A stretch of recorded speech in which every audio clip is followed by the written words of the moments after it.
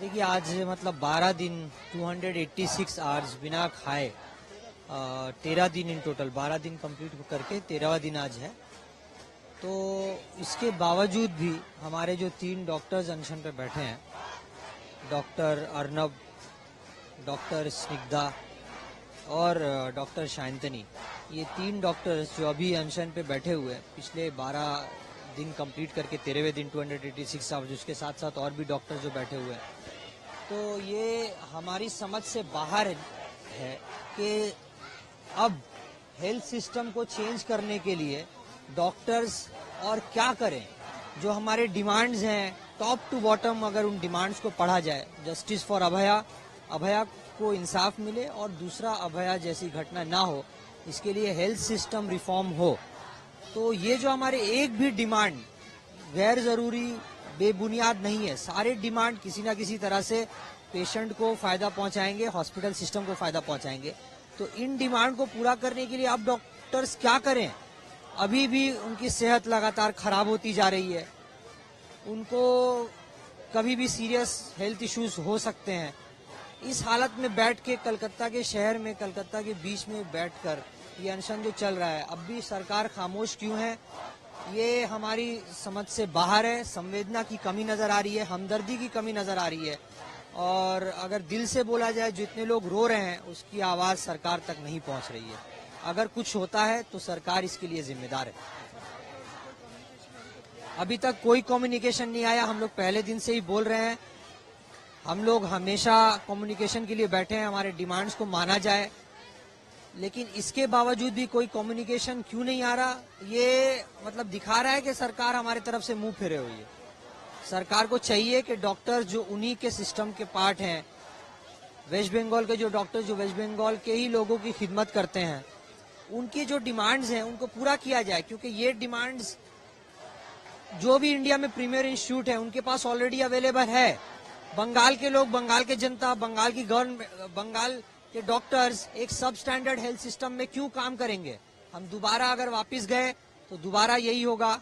इसके लिए ठोस कदम जब तक नहीं उठाया जाएगा, जब तक इन डिमांड्स को नहीं माना जाएगा, जब तक इनको अप्लाई नहीं किया जाएगा, इनके लिए डायरेक्टिव्स नहीं निकाला जाएगा, तब तक हेल्थ सिस्टम अब भी उसी हालत में रहेगा जिस हालत में अभया के साथ ये घटना हुई थी।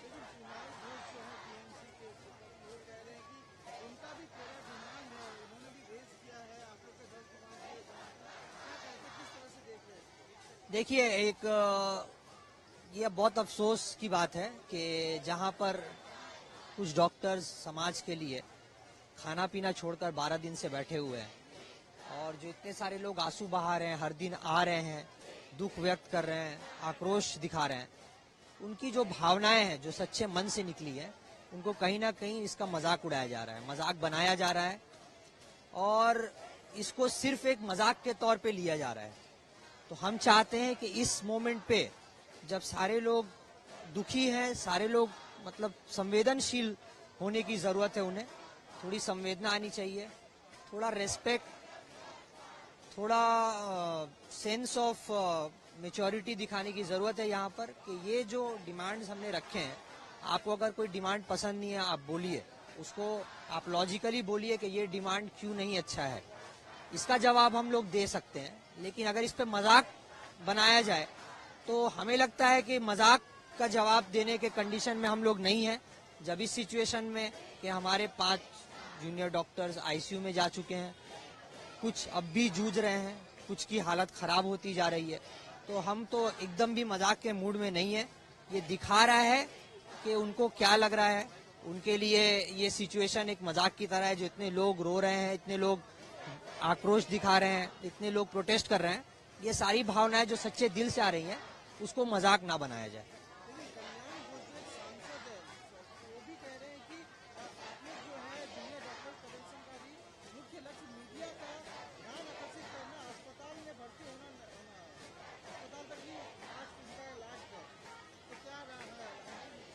नहीं, मुझे ये समझ में नहीं आता है कि हमारे साथी जब अनशन पे बैठे हैं तो ये इनडेफिनेट हंगर स्ट्राइक है।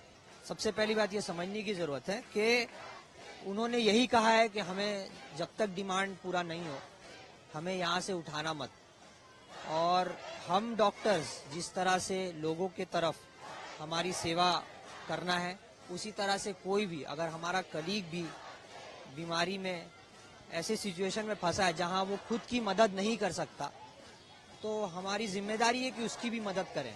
अब जैसे आपने डॉक्टर तनाया को देखा कि वो बेहोश हो गई थी पूरे तौर से, तो इस कंडीशन में अगर उनको हॉस्पिटल नहीं पहुंचाया जाए तो उनकी तो जान चली जाएगी। वो तो अपनी मदद खुद नहीं कर सकती, तो हम क्या करें? हम क्या उन्हें मरता हुआ छोड़ दें? तब साबित होगा कि हम सीरियस हैं इशू को लेके। मतलब उन कहने का मतलब क्या है कि हम क्या, मतलब एक डॉक्टर जो बिना खाए पिए अपने हेल्थ कंडीशन इतना खराब हो गया है कि वो मरने की कगार पे है, उनको क्या वैसे ही छोड़ देना चाहिए? हम किसी के साथ ऐसा नहीं करेंगे। अगर हमारा दुश्मन भी होगा उसके साथ भी हम ऐसा नहीं होने देंगे। ये डॉक्टर्स क्लियरली जानते हैं, उनके मन में है ये, उनके ओथ में है ये, उनके प्रोफेशन में है ये। देखिए, ये उनका पर्सनल प्रतिक्रिया है, ये सवाल उनसे पूछना चाहिए कि वो इससे क्या कहना चाह रहे हैं। तो ये आप लोग सवाल उनसे डायरेक्टली करिए। हम लोग, हमारा क्या पक्ष है हम वो बता सकते हैं।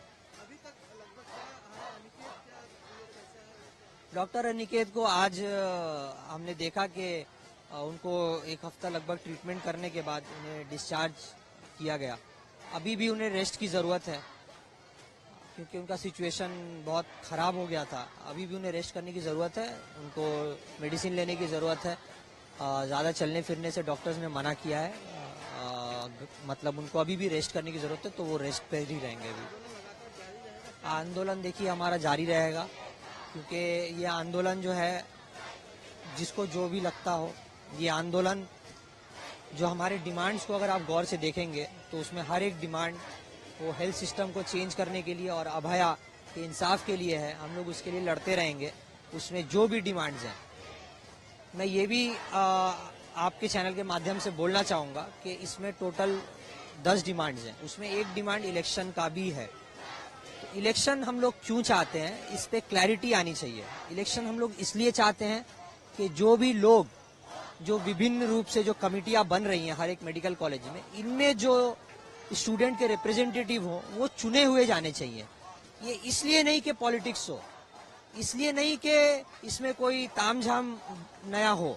हम ये चाहते हैं कि उन्हें जब चुना जाए स्टूडेंट्स को, तो कोई फिर से संदीप घोष की तरह आदमी खड़ा होकर अपने किसी पसंदीदा व्यक्ति को लेकर उस कमेटी में ना घुसा पाए, बल्कि स्टूडेंट्स को चुनने का अधिकार हो एकदम एपॉलिटिकल तरीके से। आप स्टूडेंट्स के माध्यम से स्टूडेंट्स के चुने हुए प्रतिनिधि को उन कमिटीज में दें, ताकि स्टूडेंट्स का जो कलेक्टिव परेशानियां हैं जो फ्यूचर में भी आती रहेंगी, उनको वो लोग उस कमिटी में पहुंचा सकें, उस कमिटी में बता सकें। ना कि अगर चुने हुए लोग, अगर मतलब संदीप घोष जैसे लोगों के चुने हुए प्रतिनिधि उसमें शामिल हो, जैसे आशीष पांडे, अगर ऐसे लोग फिर से दोबारा उन कमिटीज में होंगे तो कमिटीज बनाने का कोई मतलब ही नहीं है। क्योंकि वो वहां जाकर फिर से दलाली सिस्टम, फिर से जो भी करप्शन है उसी को बढ़ावा देंगे। वो कभी भी सच्चाई के साथ स्टूडेंट्स की बातों को, स्टूडेंट की समस्याओं को उन कमिटीज में नहीं रख पाएंगे।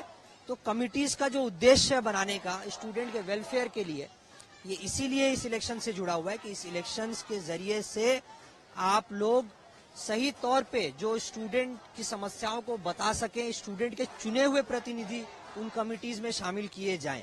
यही हमारा मकसद इलेक्शन का है। क्योंकि हमने देखा कि आरजीकर में जो लोग चुने हुए नहीं थे, वो लोग स्टूडेंट्स की समस्याओं को कभी आगे लेकर नहीं गए। वो लोग हायर अथॉरिटीज से मिलकर सांठ-गांठ करके स्टूडेंट्स के ऊपर आक्रमण, स्टूडेंट्स को धमकाना, ये सारी चीजें करते थे।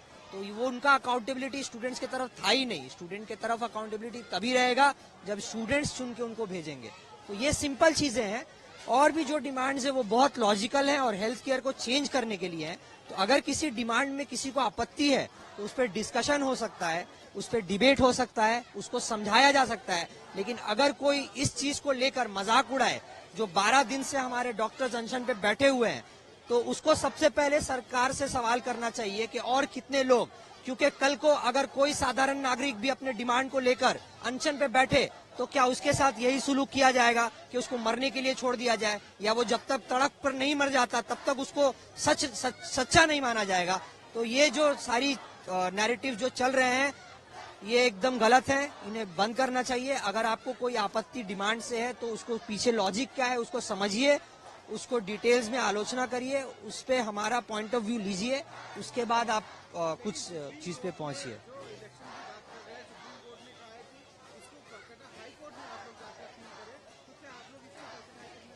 देखिए, सुप्रीम कोर्ट का वक्त जो है वो सीमित है, तो इसीलिए सुप्रीम कोर्ट ने डिस्कशन को अभी इस मोमेंट पे ज्यादा बड़ा करने से रोकने के लिए इसको हाई कोर्ट में जाने के लिए बोला। सुप्रीम कोर्ट ने ये नहीं कहा कि तुम्हारा डिमांड खराब है, तुम इसको अचीव नहीं कर सकते या ये पॉलिटिकल है।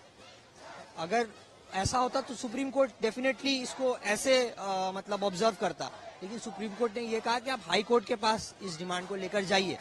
Waste Bengal junior doctor front इस अप्रोच को भी हम लोग देख रहे हैं, हम लोग इस पे चिंता कर रहे हैं और इसके बारे में हम लोग जो इस एक्सपर्ट्स हैं उनसे बात करेंगे, उसके बाद हमारा डिसीजन जैसा होगा वो हम लोग बताएंगे।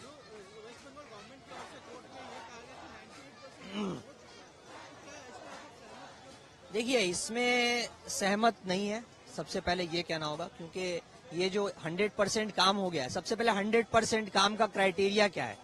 ये क्राइटेरिया किसी भी स्टूडेंट रिप्रेजेंटेटिव्स के को किसी बॉडी में स्टूडेंट रिप्रेजेंटेटिव्स तो थे नहीं, उसके बेसिस पे आपने एक क्राइटेरिया बनाया कि 100% ये क्राइटेरिया है। फॉर एग्जाम्पल, अगर आप किसी मेडिकल कॉलेज में रिक्वायरमेंट 1000 सीसीटीवी कैमरेज की है और आपने बनाया कि 500 लगाएंगे और 500 लगाया या 200 लगाएंगे, 200 ही लगाया, तो आप उस तरह से 100% दिखा सकते हैं। लेकिन एक्चुअल में क्या रिक्वायरमेंट है? अभी भी मेडिकल कॉलेजेस में सीसीटीवी को सर्वेलेंस करने के लिए लोग नहीं है जो 24/7 सर्वेलेंस कर पाए। ये समस्या आरजीकर में भी हुआ था, कैलकाटा नेशनल मेडिकल कॉलेज में भी जब हमने सीसीटीवी सर्वेलेंस का डिमांड किया था, सीसीटीवी के वीडियो का डिमांड किया था, तब कोई भी नहीं था। सर्वेलेंस भी तो जरूरी है, अगर सिर्फ सीसीटीवी रिकॉर्डिंग हो रहा है तो उससे कोई फायदा नहीं है। प्लस बहुत सारे जगहों पर सिर्फ सीसीटीवी का मार्किंग करके छोड़ा गया है, ये हर मेडिकल कॉलेज में आपको मिलेगा। अभी भी सिविक वॉलंटियर्स उसी तरह से गेट को देख रहे हैं। कुछ काम हुए हैं, हम ये नहीं कहेंगे, लेकिन वो काम 100% नहीं है, वो काम 100% से काफी दूर है। कुछ दिन पहले एसएसके में भी एक घटना हुई थी जहां पे पेशेंट के ऊपर आक्रमण, पेशेंट के घर वालों के ऊपर आक्रमण किया गया था। तो अगर 100% ग्राउंड लेवल में है तो उसको अप्लाई करने की जरूरत है, ना कि खुद से बनाए हुए चीजों को, और उसका चेंज दिखना चाहिए। हर मेडिकल कॉलेज में मीडिया को खुली छूट है कि वो जाए, सर्वे करे, देखे कि क्या क्या सुविधाएं हैं और क्या क्या सुविधाएं नहीं है। देखिए, राज्य सरकार ने जो कोर्ट में बताया है और जो WBJDF जो स्टूडेंट्स देख रहे हैं मेडिकल कॉलेजेस में, उसमें चेंज और मतलब डिस्क्रिपेंसी तो है ही। इसको लेके हम लोग कोर्ट में इस बात को रखेंगे। देखिए, हमारी मतलब ये अपील है, बहुत भावुक तरीके से अपील है कि इस चीज को मजाक ना बनाया जाए। जब समाज में किसी भी वर्ग के ऊपर अत्याचार होता है और किसी के साथ भी ऐसी घटनाएं होती हैं तो आवाज उठानी बहुत जरूरी है। WBJDF ने यही किया, सारे जूनियर डॉक्टर्स ने यही किया, लोगों ने भी हमारे साथ मिलकर यही किया। हमारे पास 2 महीना आंदोलन करने के बाद हमने हर तरीके से देखा, अब कोई रास्ता नहीं बचा, तो हमने डिमांड्स जो सिस्टम को चेंज करने के लिए उनको लेकर हम अनशन पे बैठे हैं कि ये डिमांड स्टेट गवर्नमेंट पूरा करे। अब 12 दिन हो गए, अब भी स्टेट गवर्नमेंट क्यों नहीं देख रही है, ये सवाल उनसे किया जाना चाहिए। स्टेट गवर्नमेंट के लोगों से जो प्रतिनिधि है उनसे किया जाना चाहिए कि और कितने दिन बार बार डॉक्टर्स आईसीयू में जा रहे हैं और ये भी कहा जा रहा है कि उन्हें मरता हुआ क्यों नहीं छोड़ रहे हम लोग। हम तो नहीं छोड़ सकते मरता हुआ, क्योंकि उसके कंट्रोल में तो उनका जीवन है नहीं। अगर कोई बेहोश हो जा रहा है तो हम उनको मरता हुआ छोड़ दें, तो ये मतलब ऐसा प्रोफेशन हमारा है नहीं, किसी के साथ भी हम ऐसा नहीं कर सकते, हम बाउंड है, कोई कॉमन इंसान भी ऐसा नहीं कर सकता। तो लोगों की भावनाओं को समझा जाए, जो सच्चे दिल से ये जो डिमांड्स निकले हैं उनको समझा जाए और हेल्थ सिस्टम को चेंज करने में कदम बढ़ाया जाए, ताकि इसका फायदा सबको मिले, इसका फायदा जनता को भी मिले और हर तरह से हम लोग आगे बढ़ सकें, राज्य में हेल्थ की सुविधाएं, स्वास्थ्य की सुविधाएं बेहतर हो सके। ये आंदोलन, ये अनशन इसीलिए है। डॉक्टर अकीब अशरफ।